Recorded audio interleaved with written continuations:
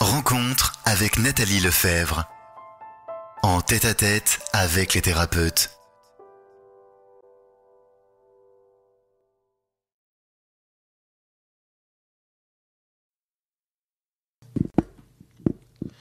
Bonjour mes chers auditeurs et bienvenue sur l'antenne de Radio Médecine Douce. Alors aujourd'hui, nous allons parler d'un problème qui touche de plus en plus de monde et qui malheureusement vient porter atteinte à un de nos sens les plus extraordinaires, même si tous les sens sont absolument magnifiques à vivre pleinement, mais c'est celui de l'audition et donc le problème des acouphènes poser en tout cas des problèmes à de plus en plus de personnes et de jeunes.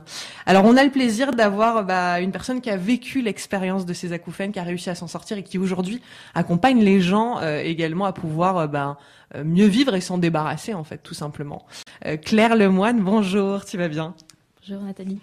Alors Claire, tu as un parcours où tu as connu les acouphènes, tu m'expliquais ça avant qu'on démarre l'émission, très jeune. Oui, j'en ai eu à 14 ans en fait pour commencer. Le jour où ça a commencé, j'étais dans ma chambre et puis le soir je me couche et je remarque un très léger sifflement. Donc j'ai pas du tout fait attention au début et puis comme c'était récurrent, j'ai fini par en parler à ma mère un peu comme ça parce que ça m'inquiétait absolument pas et elle par contre s'est beaucoup inquiétée donc elle m'a emmenée chez l'ORL et c'est là que j'ai entendu la première fois le mot acouphène que je ne connaissais pas du tout. Donc il m'a dit que c'était irréversible, qu'il n'y avait rien à faire et que j'allais plus jamais entendre le silence. Donc ça m'a fait un drôle de choc du haut de mes 14 ans. Et puis finalement, comme ils étaient assez bas, finalement, je les entendais que dans le silence, donc je me suis très vite habituée. Et puis le temps a passé, et puis je faisais attention. Puis au bout d'un moment, j'en avais un peu marre de plus pouvoir écouter ma musique et tout ça. Donc avec le temps qui passe, j'ai fini par réécouter de la musique. Au début, en faisant attention, et puis après, je me suis remis de nouveau à pousser le son très fort dans les oreilles et puis ça n'a pas loupé, en quelques mois j'ai de nouveau eu des acouphènes puissance supérieure, donc là ça a commencé à être vraiment très important et puis comme j'ai eu très peur, je me suis dit ok, alors maintenant je fais très attention, je fais plus de bêtises, je me couvre, je vais mettre des boules caisses, dès que je vais être près de son fort je mets des boules caisses quasiment en permanence, enfin voilà. Et en fait c'est un geste qui est extrêmement répréhensible pour l'oreille parce que ça m'a amené de l'hyperacousie ce coup-là. C'est-à-dire que si on isole complètement son oreille du son en permanence, le cerveau ne capte plus certains sons et du coup il va se mettre à compenser l'absence de son. Donc j'ai développé de l'hyperacousie. Voilà, donc ensuite... les gens, par exemple, excuse-moi, je t'interromps, les gens qui dorment avec des boules caisses.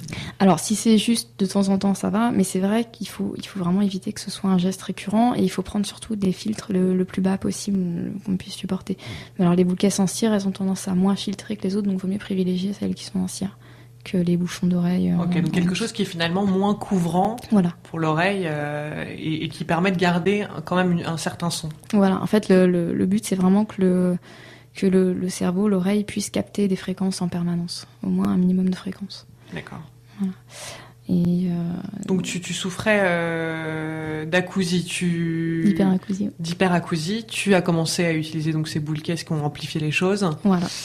Et comment tu t'en es sortie? Et là, je m'en suis pas sortie sur le coup, parce que à ce moment-là, j'ai eu ma fille qui était bébé. Et alors, je sais pas si vous savez, mais les cris de bébé, ça atteint 105 dB. Et 105 dB, c'est un marteau-piqueur à 5 mètres de distance. Donc, c'est extrêmement fort. Et donc, mon oreille en a encore pris un coup. Et là, ça a été vraiment la tombée aux enfers. Donc, j'étais monteuse truquiste. Je travaillais donc sur des vidéos avec le son évidemment, mais là, j'avais tellement de sifflements dans les oreilles que j'avais des problèmes pour faire mes montages son. Et puis de toute façon c'était des sifflements permanents, je dormais très mal, c'était devenu une situation vraiment terrible. Donc il a fallu que je fasse quelque chose. Et moi j'étais restée sur ce que m'avait dit l'ORL et ce qu'entendent souvent les gens qui ont les acouphènes, c'est il n'y a rien à faire. Donc j'apprenais à vivre avec, mais là ça devenait vraiment invivable et c'est ma mère qui m'a dit attends, j'ai trouvé un livre, tu devrais essayer. Donc c'était de la visualisation, j'ai essayé la visualisation, j'ai fait ça pendant 6 semaines avec beaucoup d'applications. Et puis je suis pas très patiente et il y a un moment où j'en ai eu marre et j'ai dit de toute façon ça marche pas, c'est pas pour moi. Mais par contre, si ce livre-là existe, c'est qu'il y a des choses en fait finalement. Donc j'ai commencé à chercher et effectivement il y a beaucoup de choses et il y a même de la recherche scientifique très forte qui est faite dessus. Alors c'est vrai qu'on a tendance à penser qu'il y a pas de recherche de fait sur les acouphènes, mais non, il y en a énormément et il y a des théories très très intéressantes. Donc voilà. Donc il y a des solutions. Donc il y a des solutions. Alors juste pour qu'on cible exactement ce que sont les acouphènes, tu nous parlais d'un sifflement. Oui. Alors comment est-ce qu'on peut reconnaître et même déceler soi-même si on a des acouphènes? Alors ça dépend vraiment des gens, parce que ça peut être aussi bien des sifflements que des chuintements, que des bourdonnements. Enfin, ça dépend vraiment des gens. Ça peut être seulement dans une oreille, ça peut être dans les deux, ça peut être perçu à l'avant du crâne, ça peut être perçu à l'arrière. Donc en fait, dès l'instant où on a un son parasite dans l'oreille, et si on se bouche les oreilles, ce son reste, c'est que c'est probablement des acouphènes. Ok, donc ça c'est une manière de s'en rendre compte. Voilà. Et ça peut arriver comme ça ponctuellement, une fois par an. On peut avoir des acouphènes, il y a vraiment beaucoup de sortes. Parce qu'il y a aussi des acouphènes pulsatiles, donc c'est des gens qui vont avoir des acouphènes qui sont synchronisés avec les battements de leur cœur. C'est-à-dire que le sifflement va être à chaque battement de cœur. Donc c'est vraiment, ça c'est horrible. J'en ai pas eu, mais à vivre c'est atroce. Et sinon il y a aussi les petits acouphènes qu'on a de temps en temps, que presque tout le monde a. Vous savez, des fois ça vient comme ça d'un coup puis ça repart aussitôt. Et en fait, il faut vraiment se méfier de ça, parce qu'on a tendance à penser que c'est normal, mais déjà, ça dévoile une faiblesse de l'oreille. Donc à partir du moment où on commence à avoir des choses comme ça, il faut être très attentif, vérifier si on a ça souvent, et prendre très soin de ses oreilles, faire très attention. Voilà, faire attention, mettre de l'attention dans ce que l'on vit. Et c'est vrai que moi, je te confiais, et là, comme on en parlait un petit peu, que, en fait, oui, sans y mettre de la conscience, ça m'arrivait de temps en temps, vraiment très rarement, mais d'avoir juste un petit sifflement qui repart assez vite, mais qui est quand même là, et comme tu me le disais, signe de quelque chose. Voilà, une faiblesse de l'oreille. Alors, d'où est-ce que ça peut venir? C'est vrai que c'est très multifactoriel. Oui. Si on devait donner peut-être un ensemble de raisons possibles aux acouphènes. Alors, il y a beaucoup de théories qui ont été faites, qui se tiennent bien. On reste dans les hypothèses, mais elles ont été faites par des scientifiques, elles sont plutôt bien échafaudées, et c'est vrai que les solutions qui en découlent ont donné des résultats. Donc, par exemple, vous avez un professeur qui est un coréen, alors je suis désolée, le nom, j'ai pas retenu. Surtout un nom coréen. Voilà. Et je vais sûrement très mal le prononcer aussi d'ailleurs. Alors voilà, c'est le docteur Ah Dong-jo. Pour lui, c'est un dysfonctionnement des nerfs, et donc il a traité beaucoup de patients en opérant le nerf coquellaire. Et il a eu des résultats. En fait, il y a beaucoup de théories, beaucoup de solutions, beaucoup de choses de faites, mais ce qu'on observe, c'est que quand les gens vont voir que quelque chose marche sur plein de gens, ils vont se mettre à y aller, mais sur eux, ça va pas marcher. Parce qu'en fait, comme vous dites, c'est multifactoriel. Donc il ne faut pas s'arrêter à une solution, il faut vraiment aller dans un panel de solutions. Vous avez par exemple aussi le docteur Daniels qui parle de la démyélinisation des neurones. Vous avez Tomatis, lui va parler d'un manque de musculation de l'oreille qui encourage la rééducation. Le professeur Jastebrov, qui lui est très connu pour ses recherches sur les acouphènes, lui il parle de manque de stimulation nerveuse du système central. Donc en fait, ce qu'on observe finalement, c'est que toutes les théories après j'ai pas d'avis sur la question, je suis pas médecin, mais quand je lis tout ça, je me rends compte qu'en fait c'est un problème de communication entre l'oreille et le cerveau finalement. Ce que dit d'ailleurs une autre théorie, j'ai plus le papier sous les yeux, je suis désolée, mais que en gros, non, je l'ai plus, bon c'est pas grave, je vais me souvenir, que en gros, ça vient vraiment d'un problème de communication entre l'oreille et le cerveau, et à partir du moment où le cerveau ne reçoit plus certaines fréquences, il va falloir qu'il trouve un système de compensation. C'est-à-dire s'il ne reçoit plus telle fréquence, étant donné que le son est vital pour le corps et qu'il en a besoin, il va se mettre à compenser cette absence en faisant lui-même en le créant son. son propre son. Voilà. Alors après, finalement, l'origine des acouphènes, c'est pas vraiment ce qui est important, puisque de toute façon, ça peut vraiment être beaucoup de choses. Comme je vous disais, ça peut être très bien parce qu'on a beaucoup de mercure dans le cerveau et du coup, on a vraiment un problème de communication au niveau des cellules. Ça peut être tout simplement, on sait que l'ostéopathie marche très bien sur les acouphènes parce que ça peut être aussi des nerfs qui sont coincés et du coup qui empêchent là aussi les informations de passer. Donc au final, il faut vraiment appliquer plusieurs méthodes qui vont permettre de relancer la communication entre l'oreille et le cerveau. Mais c'est c'est vraiment un travail énorme, c'est un travail de fond. Et il faut pas faire ça n'importe comment. Enfin, il y a vraiment un ordre quoi, à respecter. Un protocole et puis finalement avoir un plan d'action. Voilà, exactement. Un plan d'action avec différentes spécialités. On parlait aussi tout à l'heure de la cause émotionnelle, qui évidemment, puisque le décodage biologique est toujours passionnant à aller comprendre et expérimenter dans ce que l'on vit. Voilà, il y a aussi des causes, alors après propres à chacun, mais qui peuvent provoquer ces acouphènes. Oui, le décodage biologique n'est jamais bien loin de toute façon, dès qu'il y a un problème dans le corps. Effectivement, on parle souvent du fait de ne pas vouloir entendre ce qu'on peut avoir à nous dire, par exemple. C'est une façon... Alors, il y avait... c'était Christian Flech, donc j'imagine que vous connaissez, donc un grand du décodage biologique. Donc pour lui, sa théorie... Enfin non, c'est pas non, excusez-moi. Non, une fois, il discutait avec une de ses clientes et elle lui disait qu'elle avait des acouphènes depuis la mort de son père. Et en fait, en refaisant le lien, il s'est rendu compte que le père de cette femme qui était motard, elle entendait très souvent la moto fonctionner près de chez elle, elle avait, à la mort de son père, refait le son finalement. Ça faisait un bourdonnement sourd. Elle avait recréé le son pour pas que son père parte. Enfin, c'était une compensation, voilà, en quelque sorte. Elle avait un pot d'échappement intérieur. Voilà. Donc voilà, donc du coup à partir de ça ils ont retravaillé dessus et puis ils ont pu complètement éradiquer son acouphène. Bon, après il faut pas non plus faire des généralités, bien c'est sûr. Un cas et puis bon c'est vraiment un travail global. Et puis on est des êtres complexes, donc oui. Finalement ça vaut le coup d'aller un peu expérimenter différentes pistes. Alors justement, toi Claire, quel a été ton plan d'action et comment tu t'en es sortie? Alors donc moi, je me suis mis à tester énormément de choses parce que justement, j'avais compris qu'il fallait pas que je m'en tienne juste à une chose.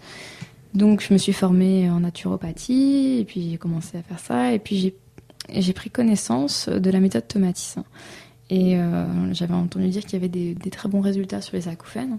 Et ça m'a intéressée. Donc, en fait, je vais parler rapidement d'Alfred Tomatis, si on a le temps. Donc Alfred Tomatis, pour ceux qui ne connaissent pas, c'était un docteur ORL. Il dirigeait le laboratoire des arsenaux de l'aéronautique. Merci Nathalie. En 1955. Et donc il devait déterminer si l'audition qui était, parce que souvent ils avaient l'audition endommagée par le bruit que faisaient les avions, les hypersoniques, si je ne me trompe pas de terme, les supersoniques, pardon, par le bruit que faisaient les supersoniques, et il devait déterminer s'il fallait ou non intervenir et en dédommager ces personnes-là, si c'était vraiment une cause de leur travail. Les avions, oui. Enfin, c'est super violent pour les oreilles. Oui, mais en 55, c'était pas si évident. Ouais. Donc, il travaillait là-dessus, et puis donc il faisait passer des audiogrammes, et puis donc voilà, il s'était aperçu de certaines courbes, etc. Bon, et puis, en parallèle, son père, à lui, était chanteur. Et un jour, il lui envoie un ami chanteur à lui, chanteur d'opéra célèbre, qui était presque aphone, en fait. Il avait un gros problème de voix. Donc, ils ont travaillé sur son larynx pendant 1 an sans relâche. Il l'a fait travailler tous les jours. Et au bout d'1 an, il a réussi à retendre son larynx et ça s'est remis à fonctionner. Donc, ils étaient très contents tous les deux. Et sauf que quelques semaines plus tard, en pleine représentation, sa voix s'est cassée et bam, tout est reparti. Donc, Tomatis s'est dit, c'est pas ça. Donc, le problème ne vient pas de là. Mais alors, d'où ça vient ? Et il a eu l'idée à ce moment-là de faire passer un audiogramme à ce chanteur. Et en fait, il s'est rendu compte que l'audiogramme avait la même courbe, le même genre de courbe que les gens de l'aéronautique qui avaient leur oreille endommagée. Donc il s'est dit, mais son oreille est endommagée. Et c'est là qu'il a eu sa première théorie, la première longue suite de théories. C'est que, en fait, on reproduit à la voix ce qu'on entend à l'oreille. Et c'est pour ça aussi, vous remarquez, en fin de vie, on a l'oreille qui se casse petit à petit. Et du coup, on a la voix qui se casse petit à petit. C'est très logique, en fait. À partir de là, il a aussi déterminé, parce qu'il a eu toute une série de rencontres. Donc, il s'est aperçu qu'en recevant des Italiens qui étaient venus le voir, il n'arrivait pas à prononcer, eux ils venaient de la région de Venise, il n'arrivait pas à prononcer correctement un mot d'une autre région d'Italie. Et c'est là qu'il s'est aperçu qu'ils entendaient les fréquences différemment de cette autre région. Donc petit à petit, il a développé cette théorie. Il s'est aperçu en fait que selon là où on habite, selon notre histoire, selon notre langue, on va pas entendre les mêmes fréquences. Notre cerveau, notre oreille va filtrer les fréquences différemment. Donc par exemple, les Russes, ils ont un très large panel de fréquences. C'est pour ça d'ailleurs qu'ils ont plus de facilité à apprendre les langues. Enfin, je sais pas si vous avez déjà remarqué, mais les Russes, ils parlent les langues très facilement, les langues étrangères très facilement. Donc c'est parce que justement, ils entendent très bien toutes ces fréquences-là et du coup, sont capables de les reproduire.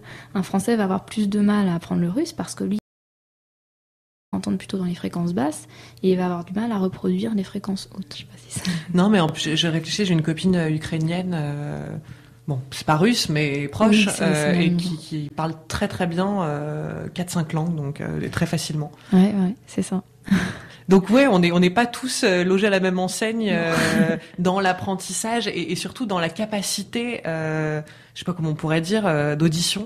Ouais, et c'est très important ce que vous dites là quand vous parlez vraiment dans les capacités d'apprentissage parce que justement à la suite de ça, donc il a inventé ce qu'il a appelé l'oreille électronique, qui est un appareil de rééducation qui permet justement d'ouvrir l'oreille à toutes les fréquences qui nous manquent.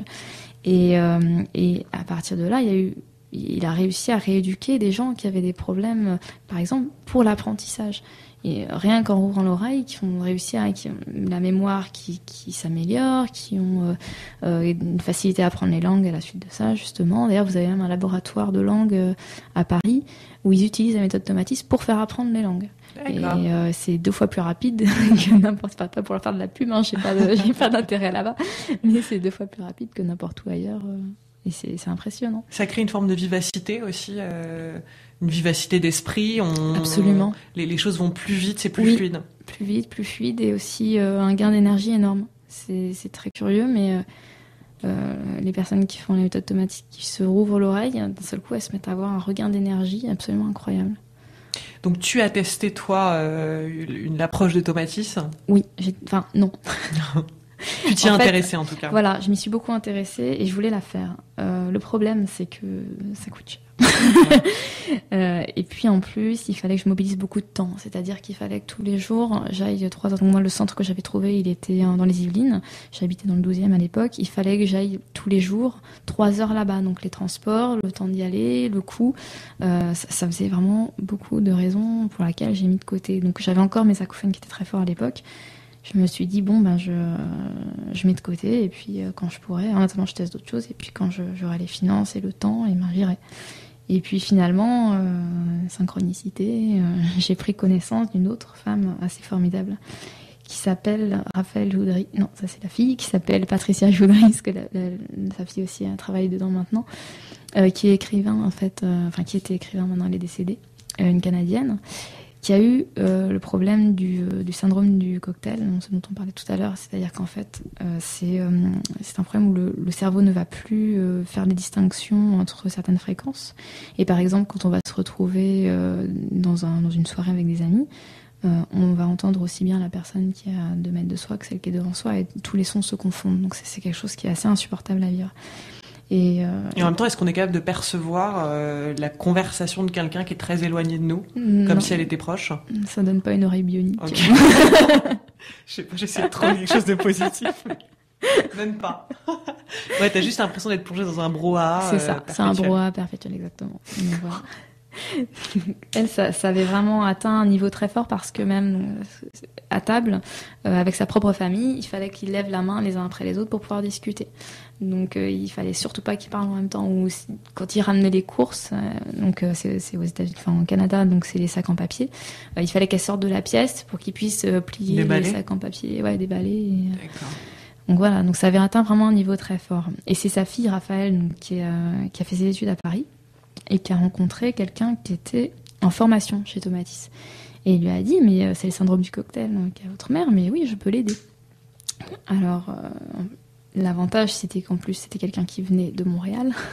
Donc, il repartait à Montréal quelques mois plus tard pour installer son cabinet. Donc, quand il y est retourné, ça a été sa première cliente. Et ça a marché, ça a résolu tout son problème.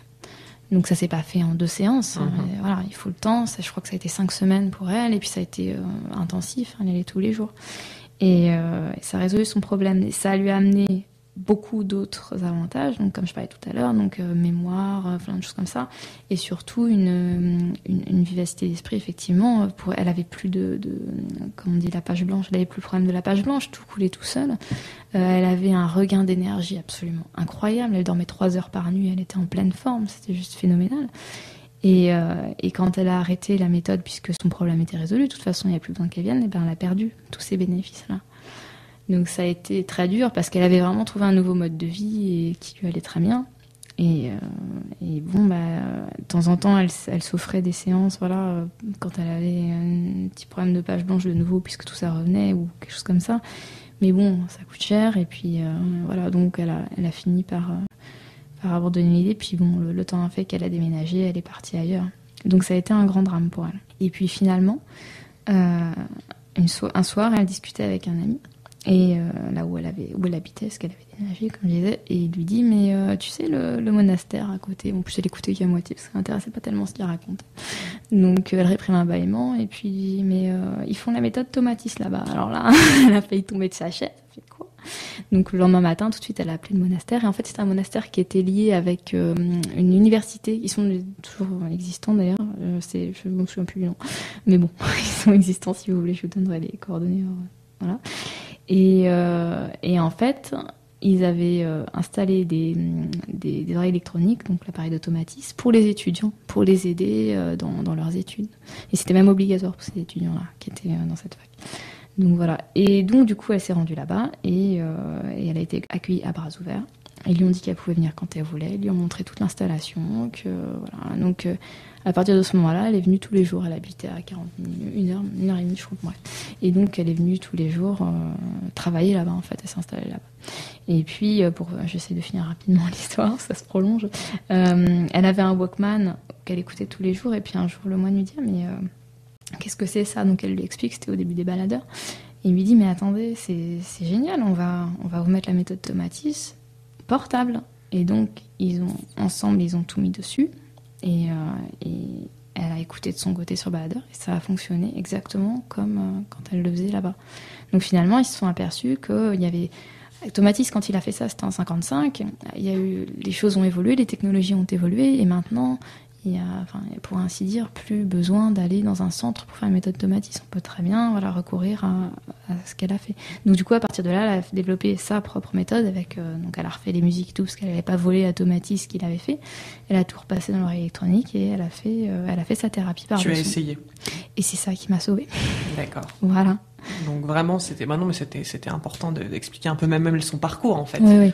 Vis-à-vis de ça, et comme quoi à chaque fois on parle vraiment bien des choses aussi quand on les a vécues, et voilà, tout ça ne nous mène jamais par hasard là où aujourd'hui tu exerces ce métier de thérapeute mais spécialisé. Voilà, ton cœur de métier c'est d'accompagner des gens qui ont des acouphènes et voilà les problèmes liés aussi à la sphère de l'audition. Donc peut-être que voilà, ce problème était aussi la manière de t'amener vers... Absolument, oui, je pense. Vers ce pourquoi tu étais faite. Il n'y a pas de hasard. Sur la question de l'alimentation, tu nous disais que tu t'étais formée en naturo. Oui. Est-ce qu'il y a des choses à changer aussi? Faut faire un travail de naturo. Clairement. C'est évident. Détox, de revitalisation. Voilà. Faut tout Est-ce que le corps aussi, souvent, il en manque de quelque chose? Alors, oui, effectivement, il y a ça. Alors... En fait, l'oreille, c'est l'organe le plus gourmand en énergie. C'est-à-dire que c'est celui qui a besoin le plus de ressources. D'accord. Et il a un équilibre biochimique qui est extrêmement pointu. Donc, s'il lui manque un minéraux-trace, s'il lui manque le moindre petit déséquilibre chimique, et ça va bouleverser tout l'ensemble de l'équilibre de l'oreille. Le cerveau, on le sait, il est énergivore aussi, il a besoin de beaucoup de ressources, il a besoin d'oméga 3, d'oméga 6, il a besoin de vitamines, de minéraux, etc. Donc effectivement, la première chose à faire quand on a les acouphènes, c'est de se supplémenter. C'est vraiment le premier pas, de toute façon.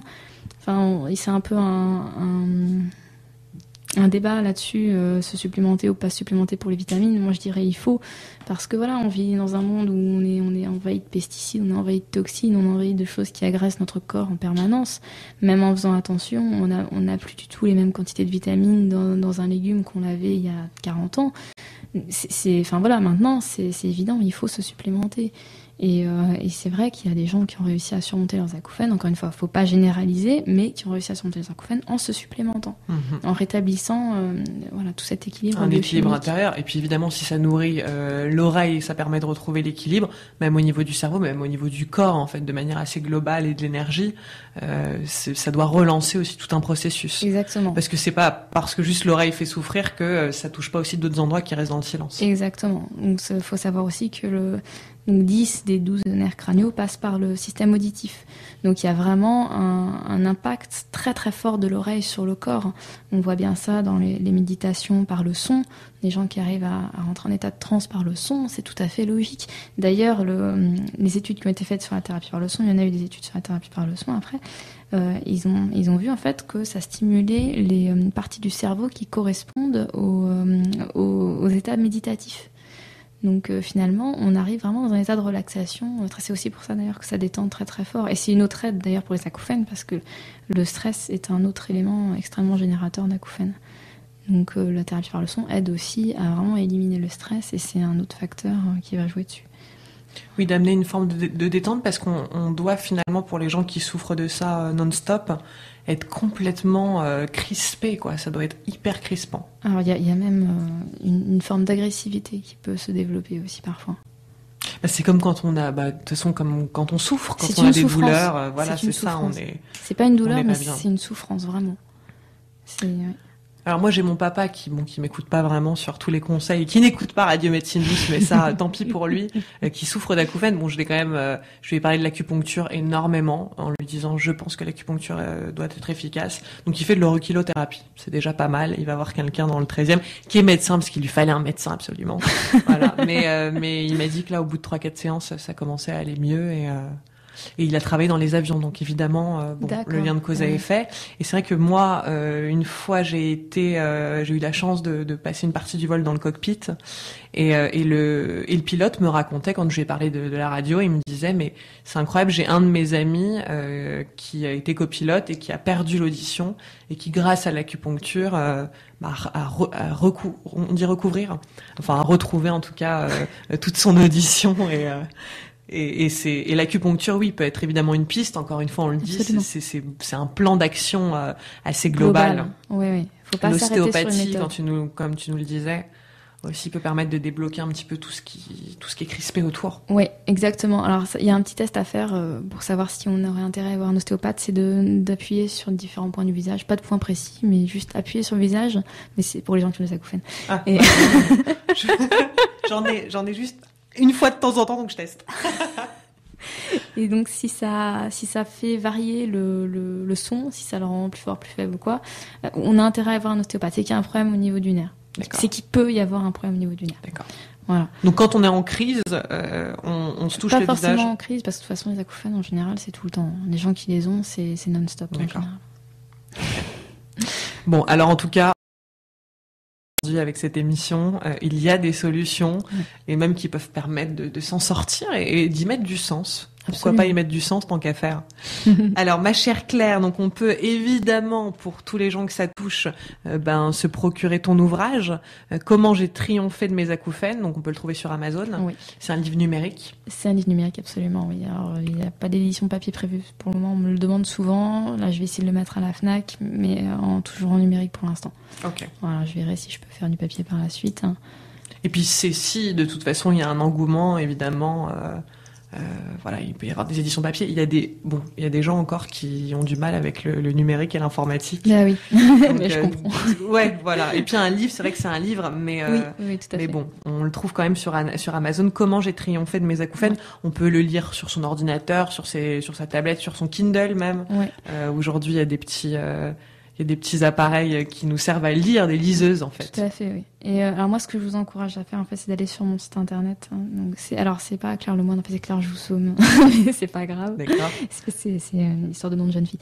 Donc c'est Claire Joussomme, JOU2SEAUME.com. Et dessus, vous allez trouver un petit guide qui est offert gratuitement. Il suffit de vous abonner à la newsletter et vous allez recevoir le guide. Et dedans, il y a vraiment les 3 premières étapes de base, les choses vraiment à connaître. Alors, vous les connaissez peut-être déjà, mais c'est vraiment tellement basique qu'il faut absolument voir le contenu, quoi. Super, donc on peut télécharger ça sur ton site internet. Donc on le rappelle, tu es naturopathe, thérapeute par le son et spécialisé dans l'accompagnement des gens qui souffrent de l'acouphène. Voilà, accompagnement global, oui, tout à fait. Super, donc n'hésitez pas à découvrir l'ouvrage de Claire, à découvrir son site internet. Et puis merci Claire pour toutes ces informations. Merci. Je pense qu'on a rendu service à beaucoup de gens qui étaient peut-être un peu désemparés face à ce problème et qui vont pouvoir de nouveau écouter les choses avec toute l'audition et voilà, le côté hyper agréable de pouvoir entendre sans ces sifflements et ces bourdonnements dans les oreilles. Merci Claire, à très bientôt. Merci Nathalie.